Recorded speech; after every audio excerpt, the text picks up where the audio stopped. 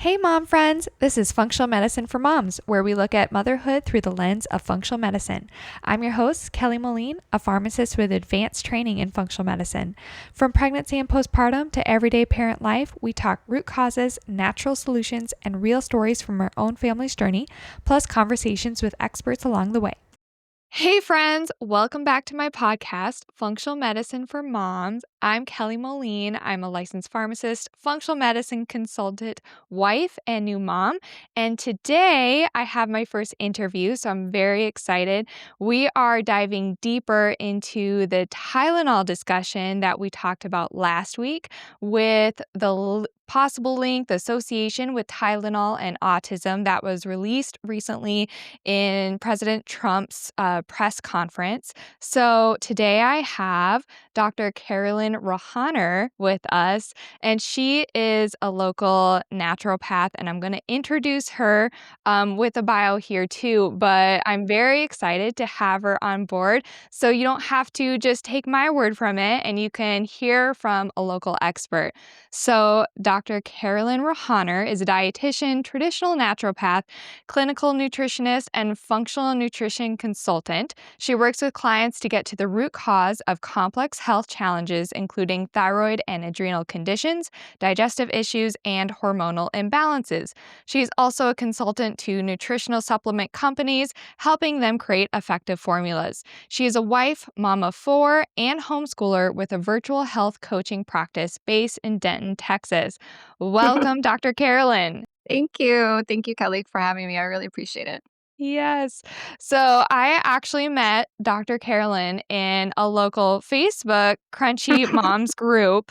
Yes. And when I was discussing my upcoming episode about the Tylenol debate and just wanted to get questions and opinions from other moms in the area. And Dr. Carolyn responded that she has been advising moms of this for years. And so she wanted to add to this discussion, nerd out with me, dive deeper into the science. So I'm so excited to have you here so we can dive deeper into what we discussed last week. Last week, I talked a lot about the mechanism of Tylenol, especially as a pharmacist. I like to explain how medications work in the body. So I talked about how it helps treat pain and fever, how glutathione takes a role to help detox it and clear it out of the body, how it's transferred to the baby during pregnancy through the placenta, and how that it can affect the baby, their detox pathways, and their brain as well. So, thank you for coming on and tell us a little bit about yourself in case I missed anything, or tell us your experience in this matter too. Yeah. Well, thank you. And first of all, I'll say your last podcast was fantastic. So I Thank hope you. anybody, if you're just catching this one, like go back and listen to the other one as well, because I thought you did a fantastic job of just explaining everything at a way that we can all understand and grasp and remember and relate to our neighbors and so forth. And so I really appreciated your explanation of how acetaminophen works and how it, we detox it and all of that. It was fantastic. So that's definitely worth listening to for sure. It was great. Thank you. Yeah, so I have actually been following the autism research for since about 2008 when I first opened my practice. It was brick and mortar at the time. Now it's virtual, but I have a few more kids since then, so it's nice. But Yeah. so in 2008, seeing a lot of women, and of course they have concerns about not only themselves but their kids as well. And so I started seeing a lot more of ADHD, autism, kids with just kind of that were bouncing off the walls and dealing with all the things that come with autism. And so I wanted to learn more about it, and it wasn't quite as mainstream. At the time the information wasn't quite as prevalent back then. So I dove into it and started going to the conferences and looking at the research and all of that. And I also, from a personal standpoint, I had a daughter who, my second born, she had a brain injury when she was a baby. And Mm. so, what happened to her was extremely rare. And so there wasn't like anything that I could specifically look to. But the autism research was the closest thing I could find to getting clues as to how to heal her and help restore some of the sensory the issues, the executive function, all that. She had a lot of those that a lot of that symptomology. And she actually got an autism diagnosis when she was 7, outgrew it by the time she was 11, which is great. But that I just share that because just to show how much of an overlap in a lot of the symptoms that she was experiencing due to her brain injury. So I was, looking and just reading all the articles, going to the conferences and all of that stuff.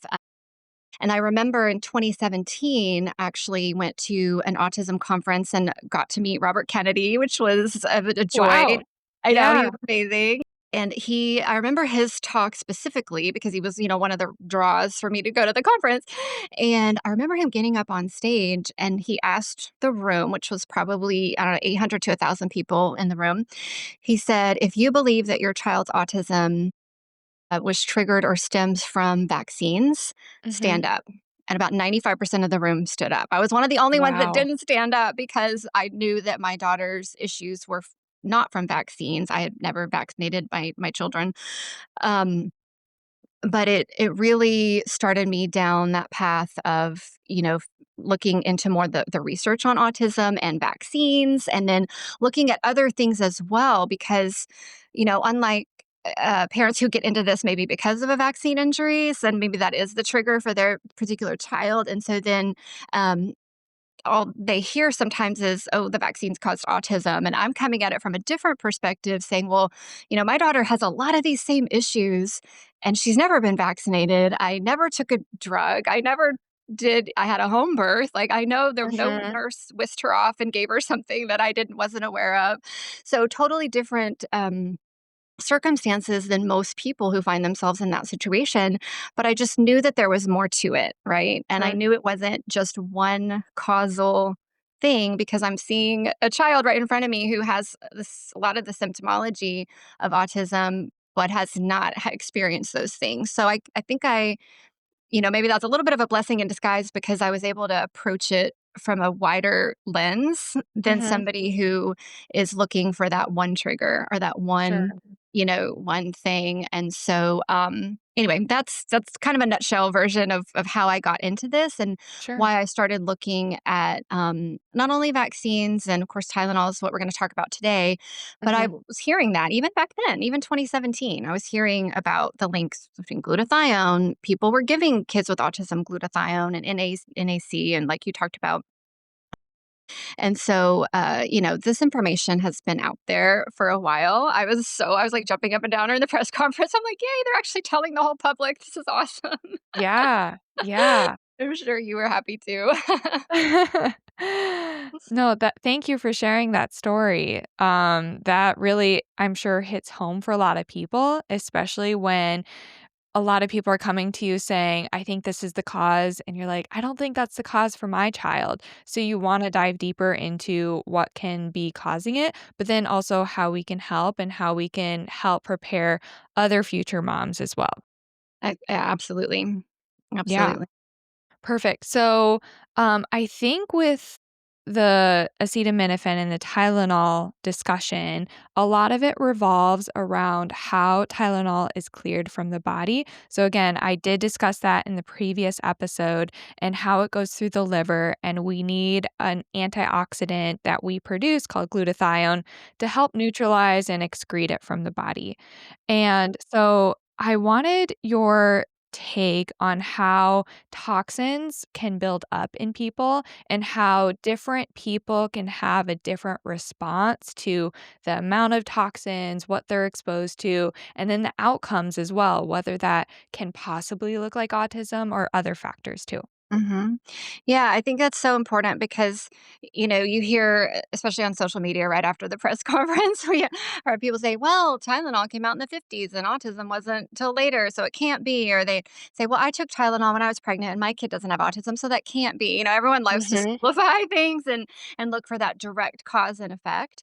Mhm. And the way that I kind of explain it to my clients is basically if you picture like we have a bucket, and our bucket that of how much we can handle toxicity, it can fill up, right? And different factors affect your personal bucket. So your genetics plays a role, um, just your overall constitution. Some people just have stronger constitutions than other people. They can handle a lot more. They need less sleep. They can handle more stress. They don't get sick as often. You see that variance as well.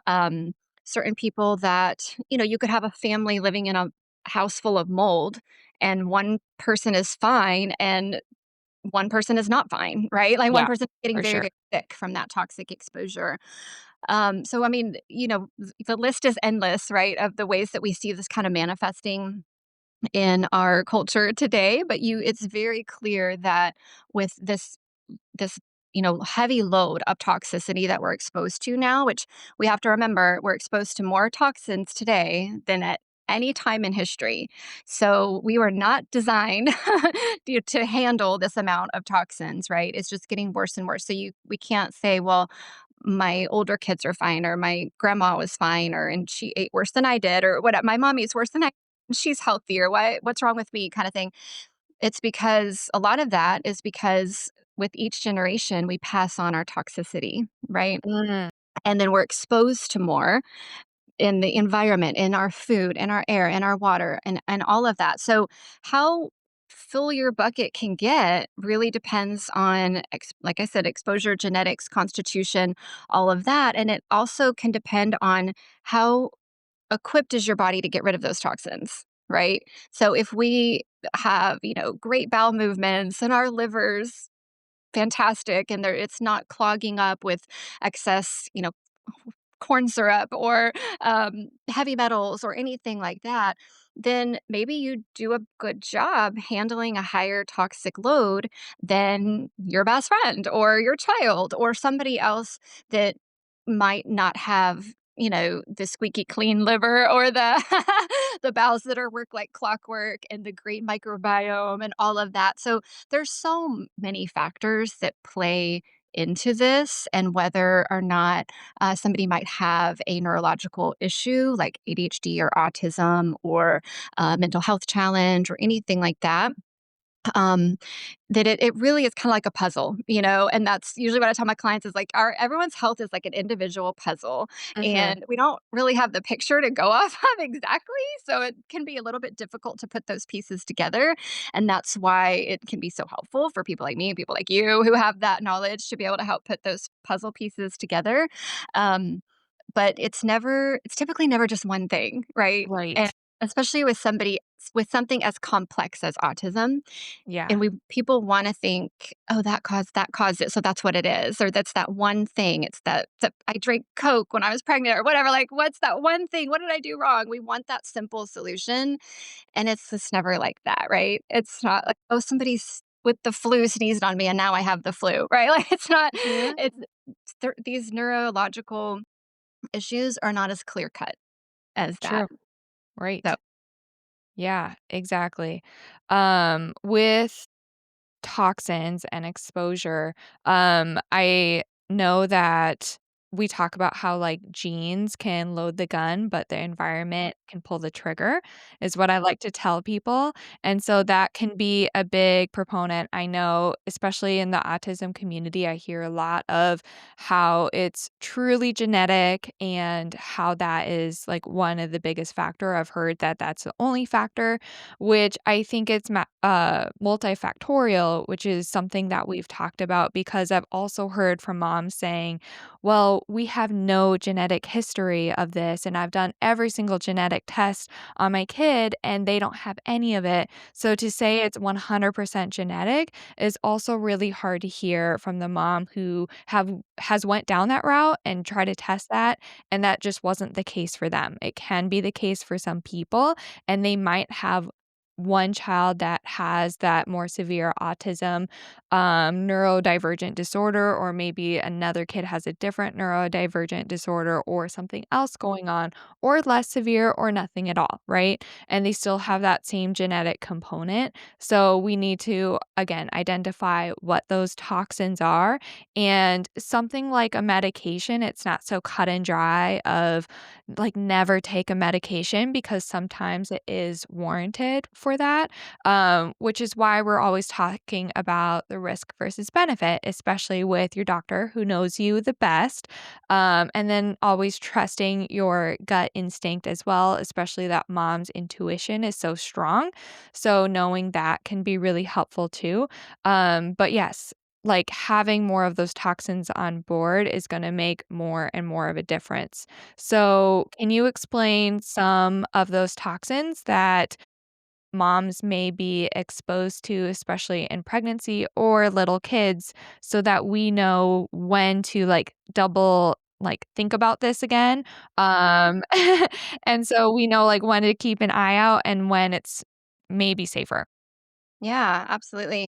So, I mean, in the world that we live in, it's like we really need to be careful. And of course, there's that threshold where we're being so careful and so conscientious of everything that we're stressing ourselves out, and that's not good for the baby either or for True, us, right? exactly. So we Yep. want to kind of be as careful and cautious as we can be with the knowledge that we have without beating Mhm. ourselves up for anything Yep. that we didn't know not to do or what have you. And also not obsessing, right? Because so much of that um, illness is related to our stress response. So we just, Yes. we want to do what we have peace about and what we Yeah. feel good about. And Yeah. as we learn, we can always like do more things and, know Mhm. better, do better. Like that's kind of Yeah, and I the wanna point out we're not blaming any moms too. We're pro-parent, pro-mom. Absolutely, yeah, absolutely. Yeah, and that's why, we do the best that we can, right? I mean, Mhm. I did all the right things, and my daughter still had a brain injury. I mean, I still deal with a lot of the things that other moms do, and sometimes when I share my story, it can be a little freeing for moms when they're beating themselves up. I'm like, you know what? You could have done everything crunchy, perfect, no vaccines, home birth, like all the things, and still life happens. Like, still Mhm. bad things happen and sometimes I know for my daughter, genetics played a role. Heavy metal exposure played a role, which that's, one thing, like, if it'd be ideal if we could catch moms, like, a year before they ever want to get pregnant, right? Like that there are people who have whole practices based on that. Yeah. There's great information if you can get, everything kinda cleaned up and Mhm. detoxified before you're pregnant. For Once sure. you're pregnant, obviously, you don't wanna detoxify if you just kinda lay low, do the best you can, but, we all got metals in our mouth, at least my generation did, we all got the metal Sure. fillings, so we have a ton of heavy metal exposure from that, so, I mean, if somebody can go to a holistic dentist and get that taken care of before the pregnancy, that's great, if not, just let it lie, don't try to detox during pregnancy, and, eating organic has actually been shown to help not only with conception, but with having a healthy full term pregnancy. So, you can get the list of the Dirty Dozen just Google like Dirty Dozen and Clean 15 because eating 100% organic may not always be affordable or accessible to a lot of Sure. people. But Yeah. if you kind of know, like, okay, these are my non negotiables, I'm not going to. If I buy apples, they're going to be organic, right? And Yeah. you can find those at Walmart. It's pretty easy. Um, but maybe with avocados, I don't worry about it so much, right? Because they're on the clean 15. So you can kind Yeah. of prioritize for yourself. But just eliminating that exposure to pesticides is fantastic. There's so many things that we can do, like detoxification wise, before the pregnancy or between pregnancies, like between that nursing and getting pregnant again kind of season. But, a lot of it, going back to the Tylenol, that's an easy fix. Like we don't have to take medication that will deplete the glutathione, like you mentioned, because that's part of that picture of like how much can I hold in my bucket? Well, the more glutathione I have, the more my bucket can hold, right? Without spilling over into symptomology, into inflammation, into, brain injury type situations where we're develop, potentially hindering the neurological development. So the more we can hang on to that glutathione that we have, right? Or you can even take some glutathione. I do like a glutathione spray Mhm. sometimes. There are ways to kind of get around it with some supplementation, but if we can not deplete it by taxing our liver with a medication like acetaminophen and use some natural approaches to help us deal with the aches and pains and potential fevers and things like that, then obviously that's just one simple thing It's like, we don't even have to change anything. I just have to not take this medication. And that's what I loved about the press conference is like, Yeah. it's one simple thing that parents can do to just not take it, right? Yep. Or at least not I take it long term. Right. Yeah. I think I can't remember if you talked about this last time, but I think you did actually. But the study, just to reiterate, the studies show really the length of time that moms take Mhm. it. And Mhm. there's that dose dependent relationship, right? So like the kids who were more likely to have ADHD and autism were the moms who took it for 20 weeks or longer. So we're not talking about taking it one day because you Mhm. had a headache you just could not push through and you had to go to a meeting or something like, a real acute situation, or you got super sick and shot up to 105 fever. Obviously, let's bring the fever down, right? That's not good for you either. Right. But we're not talking about the one dose. We're talking about, was this a regular part of your day, during your pregnancy? I don't know if you want to speak to that as well, but Yeah. Like, I was pregnant last year, right? I had my baby in January. So, this is all very, like, recent to me, and so I understand, especially in the 2nd and 3rd trimester, you start getting bigger and more uncomfortable, and I think that was a big pushback with the press conference, especially because President Trump, when he internalized it, he did wanna give a blanket statement of Tylenol is bad, don't take it in pregnancy, fight like heck not to take it, yeah. and there was a lot of pushback that was like, "Wait a minute, like, pregnancy can be really hard for a lot of people, and so what do you want me to do? Just suffer through it? Just push through it? Like, especially if I have other kids or I have to go to a meeting or I have a big work day, like, I still need to get things done, I can't always just stop my day and take a nap because I have a headache," right? In my 1st trimester, I had a lot of headaches. Now, looking back, I really wish I would have started chiropractic care earlier because I think that could have helped some of my headaches, and I started around week 20 for that.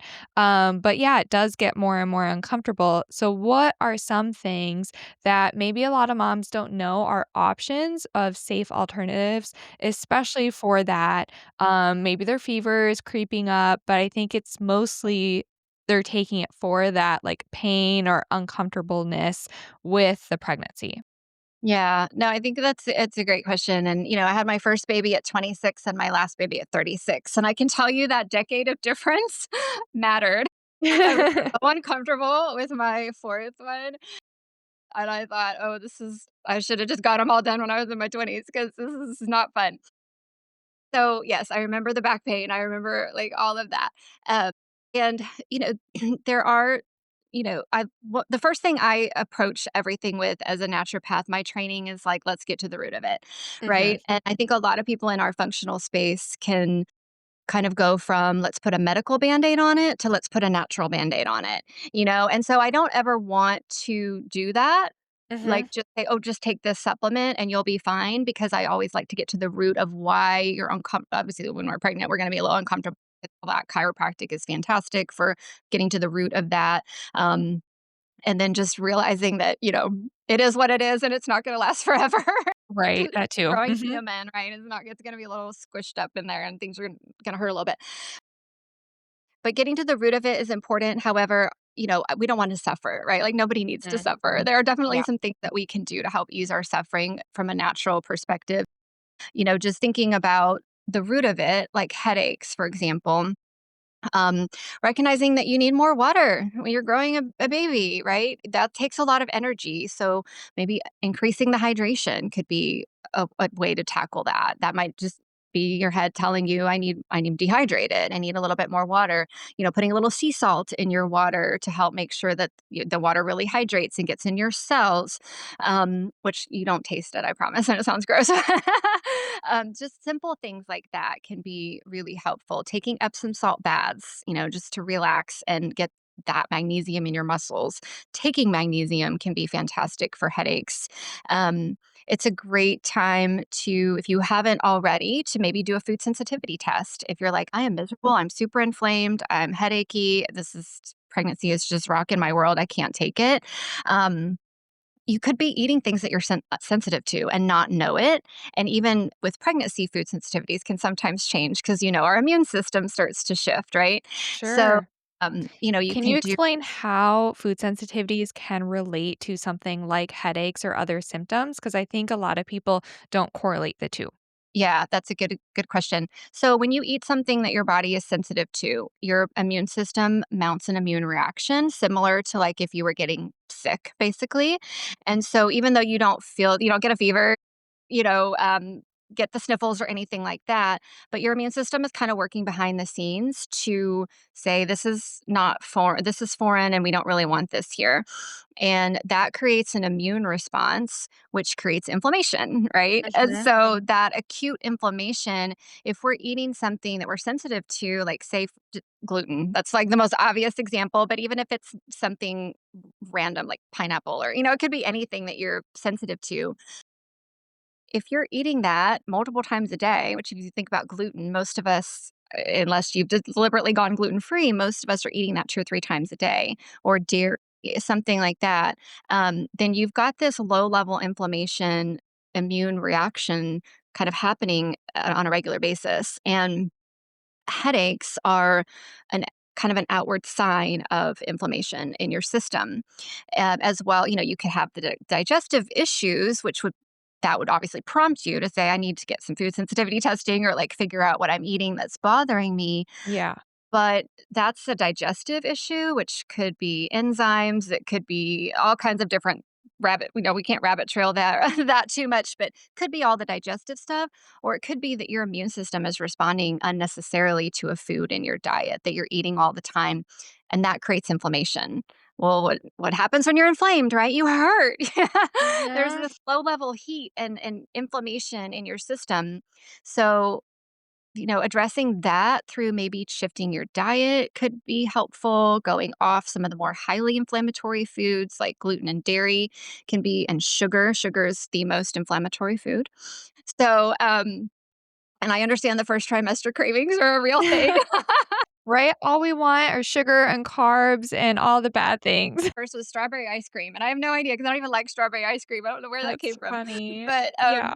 yeah. So I totally get that. But nowadays there are a lot of alternatives. So you could probably match your craving with some healthier or homemade like version of a treat or something. But if you're having that inflammation where you're just like, I just hurt, and my muscles hurt, my joints hurt, and that's why I'm taking Tylenol just so I can function and get through my day because I'm in so much pain and discomfort.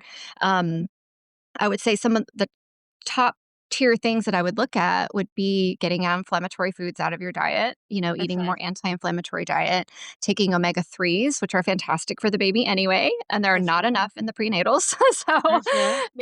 taking omega-3, I like to test for like an omega-3 and omega-6 ratio in my clients who are, inflamed and kind of hurting, really anybody, but those are the ones that are more likely to probably do that testing, and just to see like where are we at with our omegas and our fats. And so that can be easily remedied with the omega-3. So Yep. there are a lot of Because ways. that omega-3 to omega-6, it's going to be a different anti-inflammatory response. Can you kinda share how the omega-3 ratio to omega-6 can make a Yeah. difference? Yeah, so our omega-3, the very simple way to look at it is, and when you consume omega-3, which is just sort of a classification of a type of fats that we get them in fish, walnuts, flax seeds. There's some great sources of omega-3. When you consume those types of fats, they really drive more of an anti-inflammatory pathways in your system. When you eat omega-6, that drives more of an inflammatory pathway in your system. And so the problem is that like if for thousands of years, right, we were eating fish, we were eating sea vegetables like kelp and dulse and things from the sea, and we were getting a lot of good omega-3s. We were eating walnuts and a variety of nuts and seeds and things like that. And in our processed food world that we live in right now, everything is made with these high omega-6 oils. And Yeah. so when you look at the diet as a total of like how much food you've consumed in the day, that omega-3 to omega-6 ratio should be Ideal is 1 to 1. That's pretty rare these days, but 1 to Okay. 3 is about the most that it should be. And most people are eating more closer to like 1 to 25 or 1 to even 50. Like the Wow. ratio is way off. Yeah. So that's why the testing can be kind of a reality check, like what's really going on in my body. Yeah. But even just looking at, the oils that you're eating, like, right? Like, I mean, I ditch there's actually a free pantry makeover thing on my website if anybody wants to grab that, but ditch the soy oil, the oil, the vegetable oil, all of those inflammatory oils, just get rid of those and Yeah. cook with coconut and olive and avocado and all those Mhm. good oils. Even that can just shift that inflammation just enough to where Yeah. suddenly you just feel better. And that's such a simple switch that us moms can do. Like, just switch out your oil. You're not gonna notice, like, a taste in the food, really. If anything, it's probably gonna taste even better, but you're going to have more of that anti-inflammatory response so that we're feeling better over a long period of time just by making that simple switch. Hmm. Yeah, absolutely. There's some easy Perfect. things we can do for sure. Yeah. Yeah, no, that's so helpful. Um, to, I think, kind of wrap it up. Wait, did we go over more holistic? You were kind of going over those holistic alternatives. Do you have any additional ones for the uncomfortableness, the pain, anything you'd like to add that pregnant moms can use or they can use on their little ones? Yeah, that's a great question. So, one of my favorites is to use essential oils because you're not consuming anything. You are applying topically. So, there's that skin barrier. Things are very safe, or you're inhaling something, of course. Peppermint is a great one for headaches. Peppermint is our go to for headaches at my house and also for bringing down fever. So, in my parenting journey, I've personally never done like a fever reducing medicine because I feel like the fever is so important to actually let it run its course for Yeah. the first 24 hours. With my kids, my rule of thumb is like if it's been over 24 hours and it's not, obviously, I'm not going to let it go crazy high. Do But you if they're, have like a max that you think of? um, I would not personally feel comfortable at 105. I would just Okay, wow. say 104. I'm okay for a little while. What I base it more on is how my child is behaving and how they're Okay. acting. Like if they Yeah. are to have some water or drink some aloe or eat a few like something to stay hydrated and stay a little bit nourished, if they're willing to have some chicken soup or things like that, then I base it more on that and what I've seen even in my own just 4 kids, right, my little experiment at home, what I've seen is fevers they can feel miserable, and it's only like 101, and you're like, "Okay, Mhm. that's weird." They just act like they're miserable, and then I have another one who can get to 103, and they're still, like, playing, and they're fine, and it's just Yeah. so I just tend to base it more on their behaviors than an actual number on the Yeah. thermometer. If Yeah. if hydrating, if they're eating a little bit, if they're comfortable enough to be able to take naps, those Mhm. are the things that I look for personally. But I am not like when I see fever, I'm like, oh, good, their immune system's doing its job. Yeah. Excited, right? It's when they don't have a fever and I don't know what's going on that I worry a little bit more. But when I start to see that, and then the fever, when it breaks after 48, I'm like, okay, we crossed that bridge. We're good.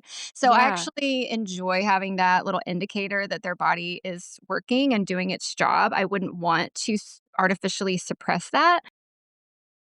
But if it got to the point that it was like they hadn't drinking anything in 24 hours and they're miserable, and fortunately, we've never been at that point. But certainly, if a mom finds herself in that situation and she's like, I know something's wrong, Mhm. definitely go to the doctor, go to the, rapid med or whatever, go to your doctor. So I'm not discouraging that at all. Mhm. Just for me, keeping an eye on it and keeping an eye on them as an individual and making sure that they're staying hydrated is really important.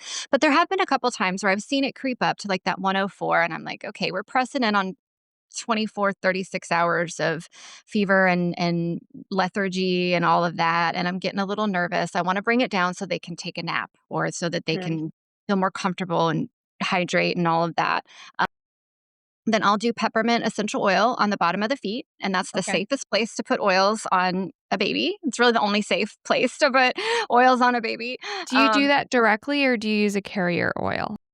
so for the feet, you really don't need a carrier, because that skin is already so thick. Now, if it gets in like between their toes or anything, if it's peppermint or especially oregano, I'd be super careful with oregano. It's very strong. But with peppermint, like if it gets between their toes, it'll tingle and that wouldn't feel great. So I'm just real careful to like put it right at the base of that foot, and maybe in the arch, and that's about it. I don't even get near the toes. In my experience, one drop on the bottom of each foot has brought the temperature down by about a degree within about 20 Okay. minutes.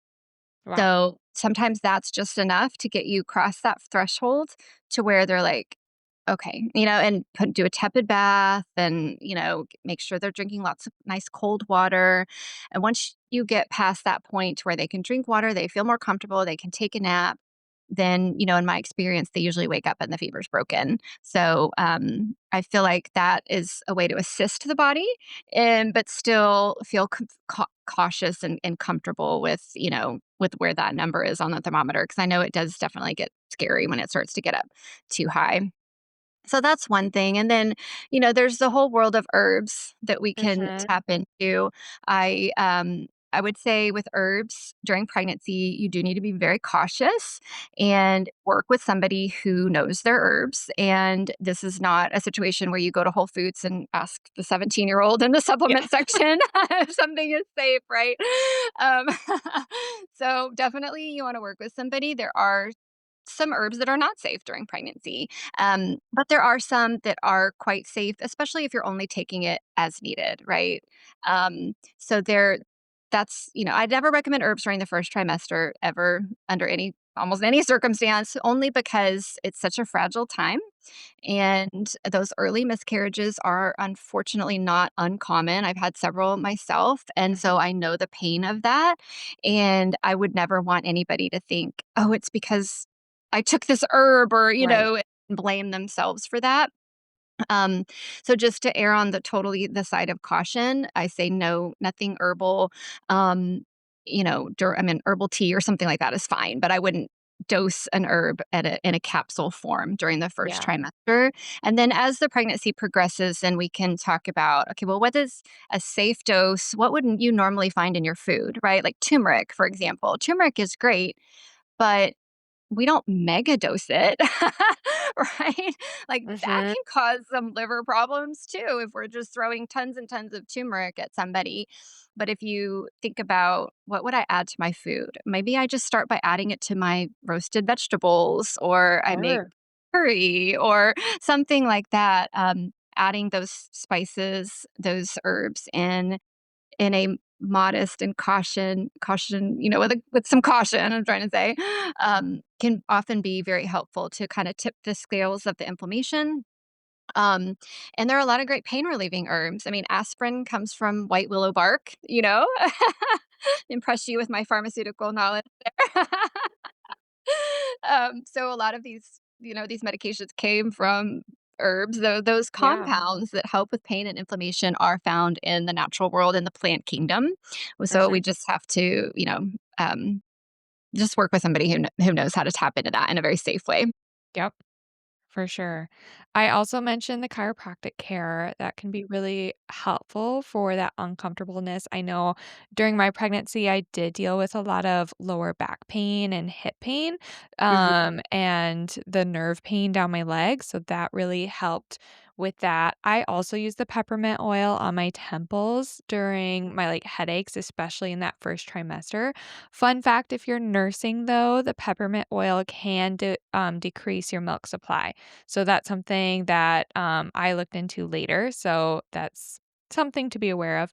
And then, yeah, those were things, and then I did do a lot of, water, hydration, electrolytes, that type of thing, rested when I could. It was always kind of strange. I worked full-time during my pregnancy, And it was the weekends I would get, like, that headache and be able to really rest throughout the weekend, and then Monday morning hit, the headache went away, I was able to work the entire week, and then, again, the weekend, it was like God saying, "You know, you need to sit down and you need to relax, and, we're gonna take care of everything else, but you don't need to be go, go, go every time." Yes, you're growing a human. Let's take it easy. There's a Yeah. lot going on. Yes, Yeah. and I love that you mentioned the chiropractic. It's so important if you can find a chiropractor who specializes in maternal care and really knows how to be super gentle with you during pregnancy. And also, one of the best things that we did when I didn't know with my older kids, but you know better, do better, right? But with my 4th baby, I actually had the chiropractor come out to the house the day after she was born and give her an adjustment, and it was Yeah. amazing the difference in her ability to nurse. Like, Wow. what I thought I was not gonna have to be able to nurse this baby, she was hurting me so badly Oh my just with her goodness. latch, Mhm. and the chiropractor came out, and he gave her a little neck and adjustment, and I don't understand the connection, but once he adjusted her neck, she latched better, and it was like it saved me. Yeah. So if you can establish that kind of a relationship with a chiropractor who specializes in infants and pregnant moms, that is such a gift. If you have somebody like that near you, that's such a gift. Like, Yes, I can attest to we took Danielle, our baby, to a chiropractor when she was a few weeks old, and the first time I took her to a chiropractor, he was not, like, specializing in infants, so it honestly didn't do much. I don't think it hurt her by any means, but he was like, "Yeah, you can bring her every now and then, twice a year if you want to." And then I ended up taking her to someone who specialized in it, and the adjustment was completely different. She took a lot more time and asked a lot more questions, and she compared it to, like, pressing on a ripe tomato, like, the touch is very gentle, and how they're doing the stretches and adjustments. It's not like crack, crack, like what you think of for you and me, but she was fussy, fussy, fussy for like anytime she wasn't feeding or sleeping, seemed like. And then I took her to that specialist chiropractor for her. And that night she completely slept. There was no more fussiness. And so I kept taking her there for a yeah. while to really Good. regulate their nervous systems, so it can make a big difference for sure. Yeah, that's awesome. Great tip. Yeah. So we can kind of wrap up. So I want to hear where everyone can find you. I know you have a virtual practice. And Mhm. then after that, I'm putting you on the spot here, but if you have some sort of advice for our moms listening, it could be kind of all over the board, but this podcast is called Functional Medicine for Moms. So if you have some more holistic advice for some of the moms listening, I'm sure it would be very helpful. Aw, thank you. Well, you can find me at drcarolynmarie.com and or hello at drcarolynmarie.com is my email. And if you do go to my website, there's like a free pantry makeover, which will go over the Yeah. oils and all the stuff that we talked about. So if you want just like a really easy place to start, you can download that. I promise will not spam you with emails. You might And so you can get that and start like kind of doing a makeover in your pantry with some swap outs. That would be really helpful. And then gosh, advice for moms. Let's see. I would say if you haven't had a baby or if you haven't had all your babies, then take a season to detoxify yourself Yeah. before you get pregnant because that's really and your husband too, by the way. Mhm. The men are Yeah, not we're half of it. right? I that's probably like if I could go back and do it all over again, I would have focused a lot more on preparing my own health for pregnancy and making sure that my husband did too. Mhm. Um, because, even though we eat well and we do all the things, my kids still have little issues and quirks and things that we have to deal with. And of course, hindsight's 2020 and we can't beat ourselves up. We can't get in that mindset of like, oh, if I'd known this or whatever. But what I like to tell my mom clients, is let's get you as healthy as possible. No, because that is going to really set the stage for your baby's we talked about genetics, but that epigenetic expression, what Mhm. genes we turn on and turn off, has to do with our toxic load. It has to do with our stress level, so many different things. And so just as healthy as we can be, and even if you've had all your kids and you're listening and you're like, I have all, it's too late for me, right? Um, that's okay too. Just being as healthy as you can be sets the example and gives you the energy that you need to be present for your kids, to do any research you might want to do or take them here or there, do all the things that our kids need us to show up for and do. And so I would say, yeah, take care of yourself and, just do what you can do to be as healthy as you can be and give the rest to God. I love that. I love that. Yeah, I was doing a lot of prep about a year before my pregnancy as well. So I'm also a big advocate for that. And then even the stuff afterwards, like you said, it's an example for your child. And my baby is 8 months old, and it's crazy to me how much she's watching me and how much she's trying to like imitate what I'm doing, even as a baby. And so they're your little shadow. And I've worked with a lot of people too of like, eating better, making those swaps, having some vegetables. Like they're watching you every step. So if they see you enjoying that, they're also going to be reaching for that too because it's normal and they want to do what their parents are doing too. Yeah, exactly. Yeah. Thank you so much today. I'm so glad you came, and I'm sure it was such a big help for a lot of our listeners. And so, thank you, Dr. Carolyn. Yeah, thank you, Kelly. I appreciate it. If you enjoyed today's episode, make sure to subscribe so you never miss one, leave a quick 5-star review, and share it with your mom friends who love it too. I'm Kelly with a background as a pharmacist and training in functional medicine. I help women move past fatigue, brain fog, gut issues, and hormone struggles so they can thrive in everyday life or prepare for a healthy pregnancy. Through lab testing, personalized supplements, and functional medicine coaching, I help you feel better, faster, naturally. Want to connect more? Head over to molinemethod.com or come hang out with me on Instagram and YouTube at Functional Medicine for Moms. On my site, you can order professional grade supplements at my discount or book a free discovery call if you'd like to see how we can work together on your health. This podcast is for educational purposes only and not medical advice. Always talk to your provider before making changes to your health plan. And remember, healthy moms raise healthy families. Catch you next time. New episodes released every Wednesday.